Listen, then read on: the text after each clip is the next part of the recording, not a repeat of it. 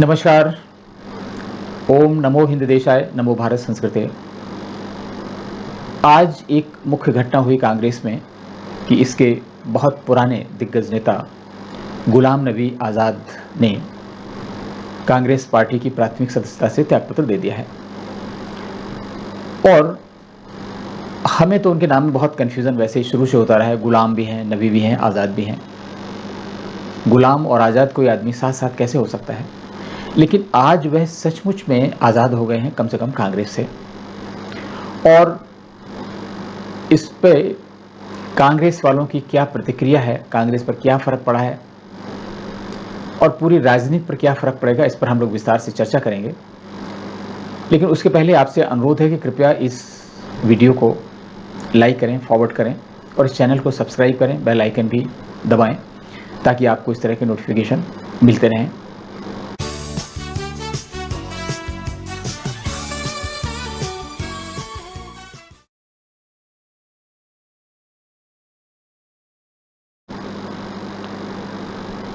गुलाम नबी आज़ाद का जाना काफ़ी पहले तय हो गया था और इसकी शुरुआत उस समय हो गई थी जब राज्यसभा से विदाई के वक्त प्रधानमंत्री नरेंद्र मोदी बहुत भावुक हो गए थे और उनकी आंखों में आंसू आ गए थे और बदले में गुलाम नबी आज़ाद भी बहुत भावुक हो गए थे। ये ऐसा दृश्य था जैसे किसी फेयरवेल में रिटायरमेंट के बाद लोगों का होता है। ऐसा क्या हुआ? प्रधानमंत्री ने बहुत सारी बातें शेयर की जिस समय वह गुजरात के मुख्यमंत्री थे और कैसे गुलाम नबी आज़ाद जो उस समय जम्मू कश्मीर के मुख्यमंत्री थे, भारतीयों की, गुजरातियों की कैसे सहायता की थी और कैसे उनके ताल्लुकात थे किसी राज्य के, किसी दूसरे दल के मुख्यमंत्री से। ये इसकी एक झलक देता है। गुलाम नबी आज़ाद कांग्रेस के बहुत पुराने नेता हैं। उनका जो कांग्रेस में कार्यकाल है वो 1971 से शुरू होता है और अगर आज के परिप्रेक्ष्य में देखा जाए तो राजीव गांधी ने संजय गांधी की मृत्यु के पश्चात कांग्रेस में थोड़ी सक्रियता दिखाई, यानी 1981 से, और सोनिया गांधी ने तो बहुत बाद में 1997 में सक्रियता दिखाई। तो उस हिसाब से अगर देखा जाए तो वह गांधी परिवार से भी वरिष्ठ थे। लेकिन गांधी परिवार में जो परिवर्तन आ रहे हैं उससे कांग्रेस एक पारिवारिक राजनीतिक दल बनकर रह गया है। और ये ऐसा नहीं कि कांग्रेस अकेला ऐसा दल है जो पारिवारिक बन गया है। भारत में बहुत सारे ऐसे दल हैं जो पारिवारिक बन गए हैं, लेकिन वह सभी क्षेत्रीय दल हैं, छोटे छोटे दल हैं और जिनकी कामना मुख्यमंत्री बनने तक होती है, सिवाय नीतीश कुमार जैसे लोगों को या ममता बनर्जी को, केसीआर जैसे लोगों को छोड़कर, जो प्रधानमंत्री बनने की महत्वाकांक्षा भी पालते हैं। इसके ठीक उलट गांधी परिवार में महत्वाकांक्षा प्रधानमंत्री के पद से ही शुरू होती है, मुख्यमंत्री से उन्हें कोई लेना देना नहीं। इसलिए राज्यों में ज़्यादातर उनके जो नेता हैं उनसे उनका कोई टकराव नहीं और जिन नेताओं की महत्वाकांक्षा सिर्फ मुख्यमंत्री बनने तक होती है उनका गांधी परिवार में काफ़ी स्वागत होता है। और अगर वो ये इस मंत्र को गांठ बांध लें पूरे जीवन पर्यंत तो शायद गांधी परिवार में उनकी स्वीकार्यता हमेशा बनी रहेगी। आप समझ सकते हैं कि क्या गुलाम नबी आज़ाद प्रधानमंत्री बनना चाहते थे? जी नहीं। गुलाम नबी आज़ाद को अगर हम लोग परिभाषित करें कि उनकी जो त्यागपत्र है उसके क्या निहितार्थ हैं, उसको हम दो तरीके से समझ सकते हैं। एक तो कि गुलाम नबी आज़ाद का कांग्रेस के लिए क्या महत्व है और दूसरा गुलाम नबी आज़ाद का गांधी परिवार के लिए क्या महत्व है। और आज जो परिस्थितियाँ चल रही हैं कांग्रेस में, उसमें जो व्यक्ति गांधी परिवार के लिए महत्व रखता है वो सरवाइव करेगा। सीताराम केसरी का क्या हाल हुआ था? उनको कांग्रेस का अध्यक्ष बनाया गया और फिर कितनी निर्दयता से, अपमानजनक स्थिति से उन्हें बाहर कर दिया गया। लेकिन इसके विपरीत मोतीलाल वोहरा पूरी जिंदगी गांधी परिवार की आंखों के तारे बने रहे और गांधी परिवार की सेवा करते करते ही परलोक सिधार गए। ऐसे लोग बहुत कम मिलते हैं। अहमद पटेल भी उनमें से एक थे, असमय ही परलोक सिधार गए, लेकिन उन्होंने भी आखिरी दम तक गांधी परिवार की सेवा की। तो गांधी परिवार को ऐसे लोगों की ज़रूरत है। तो इन सब मामलों में अगर हम देखें तो गुलाम नबी आज़ाद का गांधी परिवार के लिए इन जो कैटेगरीज हैं, ये जो पॉइंट्स हैं, इनमें कोई अहमियत नहीं थी। पार्टी के लिए उनकी अहमियत जरूर थी क्योंकि वो पुराने नेता थे, अनुभवी नेता थे। गुलाम नबी आज़ाद की पूछ लगातार इसलिए होती रही कि कम से कम शोकेसिंग के लिए सही कांग्रेस के पुराने नेता थे, और अब इस समय जब जम्मू कश्मीर में चुनाव की गतिविधियां शुरू होने जा रही हैं, परसिमन हो चुका है और शायद अगले साल चुनाव होंगे, ऐसे में उनको चुनाव अभियान समिति और तमाम समितियों का अध्यक्ष बनाया गया था, जिससे उन्होंने हाल ही में इस्तीफा दे दिया था। और इसके पहले भी कांग्रेस के बड़े 23 नेताओं ने एक पत्र लिखकर सोनिया गांधी को बहुत सारे सुझाव दिए थे, अपनी नाराज़गी जाहिर की थी। और एक घटना भी उस समय हुई थी जब वह अमेरिका अपने बीमारी का इलाज कराने गई थी। और आज गुलाम नबी आज़ाद का इस्तीफा भी ऐसे वक्त पर आया है जब सोनिया गांधी विदेश में हैं अपने इलाज के संबंध में। अब आप देखिए कि नेताओं के पार्टी छोड़ने पर प्रियंका वाड्रा और राहुल गांधी का कैसा विवेक है। सबसे पहले आप देखिए प्रियंका वाड्रा को। और मैं आपको ये भी बता देती हूँ कि मैंने एक भी बार किसी को रोकने का प्रयास नहीं किया, क्योंकि जो संघर्ष हम कर रहे हैं, जो आज कांग्रेस पार्टी कर रही है, वो दिलों का संघर्ष नहीं, कायरों का संघर्ष नहीं। वो एक ऐसा संघर्ष में है, अगर आपका दिल है, मन है और आप में साहस है तब करिए, नहीं है खुशी से जाइए। प्रियंका वाड्रा के बयान से आपने समझा कि जो पुराने नेता हैं, जो राहुल गांधी, प्रियंका या सोनिया गांधी के बताए रास्ते पर नहीं चलेंगे, खासतौर से प्रियंका और राहुल के बताए रास्ते पर नहीं चलेंगे, उनकी कोई पूछ कांग्रेस में नहीं होगी। वो जाते हैं, रहते हैं, ये उन पर निर्भर करता है। और जो जब तक कांग्रेस में है तब तक तो ठीक है, लेकिन जैसे ही वो कांग्रेस में विरोध की स्वर देता है, कांग्रेस को सुधारने का कोई तरीका बताता है, कोई विकल्प सुझाता है, वह आरएसएस का आदमी हो जाता है, भाजपा का समर्थक हो जाता है। और सभी के साथ में यही हुआ, गुलाम नबी आज़ाद के साथ भी यही हुआ।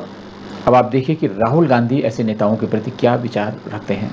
बेसिक मैसेज और बहुत सारे लोग डर नहीं रहे कांग्रेस के बाहर है, मुझे मना रहे उनको अंदर लाओ, और जो हमारे यहाँ डर रहे हो तो बाहर निकालो, चलो भैया जाओ आरएसएस की ओर जाओ, भागो मजे में, नहीं चाहिए, जरूरत नहीं है तुम्हारी, हमें निडर लोग चाहिए, ये हमारी आइडियोलॉजी।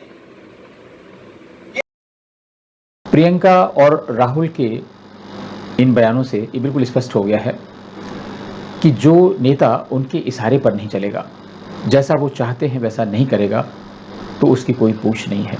एक और सबसे बड़ी विकट स्थिति है कांग्रेस में, ज़्यादातर पार्टियों में होती है लेकिन खासतौर से कांग्रेस में है। जैसे ही कोई नेता पार्टी छोड़ता है, तमाम ऐसे नेता जो गांधी परिवार में अपनी स्वामी भक्त, अपनी वफादारी बढ़ा चढ़ाकर पेश करना चाहते हैं, वह उसके पीछे पड़ जाते हैं। ऐसे जाने कितने नेताओं के बयान आए। अब पूरे राजनीतिक परिदृश्य में अगर हम देखें, भाजपा के जम्मू कश्मीर के जो अध्यक्ष हैं, उन्होंने इसका स्वागत किया। उन्होंने कहा कि कांग्रेस ने उनको छोड़ने के लिए मजबूर कर दिया। और कांग्रेस से अभी हाल में ही भाजपा ज्वाइन करने वाले कुलदीप बिश्नोई ने इसका स्वागत किया। उन्होंने कहा अगर वो भाजपा में आते हैं तो उनका बहुत बहुत स्वागत है। सुनील जाखड़ पंजाब में, जिन्होंने कांग्रेस छोड़कर भाजपा ज्वाइन की है, उन्होंने भी कहा कि कांग्रेस में ऐसी परिस्थितियां हैं कि हर नेता को कांग्रेस छोड़नी ही पड़ेगी। ज्योतिरादित्य सिंधिया ने भी अपने उद्गार दिए। तमाम ऐसे नेता हैं, चाहे वो जितिन प्रसाद हों, चाहे रीता बहुगुणा जोशी हों, बहुत सारे, एक लंबी लिस्ट है नेताओं की जिन्होंने कांग्रेस छोड़ी है। उसमें उत्तर प्रदेश में जितिन प्रसाद ने अभी हाल ही में छोड़ी है और आरपीएन सिंह ने छोड़ी है। छोटे नेताओं की तो बात छोड़ दीजिए। और कई नेता इस छोड़ने की कगार में हैं, चाहे वह आनंद शर्मा हो, देर सबेर कांग्रेस छोड़ेंगे, मनीष तिवारी हो, देर सबेर कांग्रेस छोड़ेंगे, कपिल सिब्बल अभी हाल में छोड़ चुके हैं। उनके पास सिर्फ अशोक गहलोत जैसे, भूपेश बघेल जैसे नेता बचेंगे, जो बड़े नेता, कद्दावर नेता माने जाएंगे। इनमें से हो सकता है कोई कांग्रेस का अध्यक्ष भी बना दिया जाए। गुलाम नबी आज़ाद 50 वर्ष तक, आधी सेंचुरी तक कांग्रेस के साथ रहे और उन्होंने कांग्रेस ज्वाइन की और 50 वर्ष के राजनीतिक करियर के बाद कांग्रेस छोड़ी। इसके पहले, इसके बीच में कभी उन्होंने दल बदल नहीं किया। तो इसलिए ऐसा नहीं कहा जा सकता है कि उन्होंने बहुत महत्वाकांक्षा के कारण या किसी अन्य कारण से कांग्रेस को अलविदा कह दिया। कोई ना कोई तो ऐसा गंभीर कारण होगा जिसके कारण उन्हें कांग्रेस छोड़नी पड़ी। अब बात करते हैं जम्मू कश्मीर में अगले वर्ष तक शायद विधानसभा के चुनाव होंगे, तो क्या गुलाम नबी आज़ाद भाजपा ज्वाइन करेंगे? कर सकते हैं, लेकिन ऐसा करने से ना तो भाजपा को फायदा होगा और गुलाम नबी आज़ाद भी बेकार हो जाएंगे। आज ही अगर ट्विटर पे देखा जाए तो कई ऐसे मुस्लिम संगठन हैं, कई मुस्लिम नेता हैं, उनको ट्रोल कर रहे हैं, उनको गद्दार बता रहे हैं और तरह तरह के उनके लिए कमेंट कर रहे हैं। और अगर जब वो भाजपा ज्वाइन करेंगे तो जो उनके अंदर ऊर्जा है वो अपने आप में ख़त्म हो जाएगी और इसलिए भाजपा के लिए भी उनका कोई महत्व नहीं रह जाएगा। लेकिन इसमें कोई दो राय नहीं कि जम्मू कश्मीर में अभी भी उनके समर्थक हैं, राजनीति में और राजनीति के बाहर भी। आज ही जब उन्होंने इस्तीफा दिया तो उनके कई समर्थकों ने, बड़े नेताओं ने कांग्रेस से इस्तीफा दे दिया है और कई लोग आगामी दिनों में ऐसा करेंगे। तो फिर गुलाम नबी आज़ाद करेंगे क्या? गुलाम नबी आज़ाद संभवतः एक क्षेत्रीय पार्टी बनाएंगे। जम्मू कश्मीर में बहुत सारी पार्टियां हैं, मुफ्ती, महबूबा और नेशनल कॉन्फ्रेंस, फारूक अब्दुल्ला, अलावा इसके बहुत सी छोटी छोटी पार्टियां हैं। आज फारूक अब्दुल्ला ने भी बहुत ही कड़वा बयान दिया गुलाम नबी आज़ाद को लेकर। उन्होंने कहा कि कांग्रेस ने उन्हें सब कुछ दिया, मुख्यमंत्री बनाया, बंगला दिया, ये दिया, वो दिया, और जब कांग्रेस को ज़रूरत थी तो उन्होंने कांग्रेस को छोड़ दिया, जबकि वो कांग्रेस के किचन कैबिनेट के सदस्य थे और चाहे वो इंदिरा गांधी हों, चाहे राजीव गांधी हों, सबके बहुत नज़दीक थे। आज कांग्रेस की स्थिति बहुत अच्छी नहीं है तो उन्होंने कांग्रेस को छोड़ दिया। हो सकता है इस बात में सच्चाई हो, लेकिन बहुत ह्यूमिलेशन और अपमान कोई आदमी कब तक बर्दाश्त कर सकता है? पुराना कर्ज उतारने के लिए ये संभव नहीं हो सकता है। इसलिए जो गुलाम नबी आज़ाद ने कहा है उसे हमें एट पार मानना चाहिए। कई नेताओं ने, कई लोगों ने ट्विटर पर कहा कि गुलाम नबी आज़ाद को 4-5 पेज का पत्र लिखने की क्या आवश्यकता थी, वो तो कांग्रेस में थू बोल के चले आते, तब भी चलता। मीन्स लोगों का, जम्मू कश्मीर के नेताओं की ऐसी प्रतिक्रिया ये दर्शाता है कि कांग्रेस के बारे में वो लोग क्या सोचते हैं। और वहीं पर गांधी परिवार के जो वफादार हैं वो उन पर तरह तरह के आरोप लगा रहे हैं।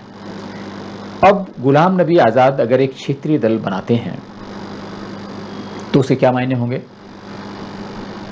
बहुत सारे क्षेत्रीय दल हो जाएंगे। अभी हाल ही में नेशनल कॉन्फ्रेंस ने घोषणा की है कि वह महबूबा मुफ्ती के साथ लिए बिना, जो गुपकार समिति थी उसके लिए बिना, अलग से चुनाव लड़ेगा। और अगर ये अलग अलग दल चुनाव लड़ते हैं तो इनकी अपनी ऊर्जा खराब होगी और भाजपा घाटी में कमज़ोर है। जम्मू कश्मीर में उसकी पोजीशन बहुत अच्छी है, जम्मू में पोजीशन अच्छी है, कश्मीर में यानी घाटी में पोजीशन खराब है। और अगर घाटी में गुलाम नबी आज़ाद की क्षेत्रीय पार्टी बन जाती है तो वह भले ही न जीते लेकिन वोट काटने का काम करेगी और उसमें पोजीशन बहुत खराब होगी। अगर गुलाम नबी आज़ाद कुछ सीटें भी जीत जाते हैं, कुछ लोगों को तो ज़रूर मोबिलाइज करेंगे।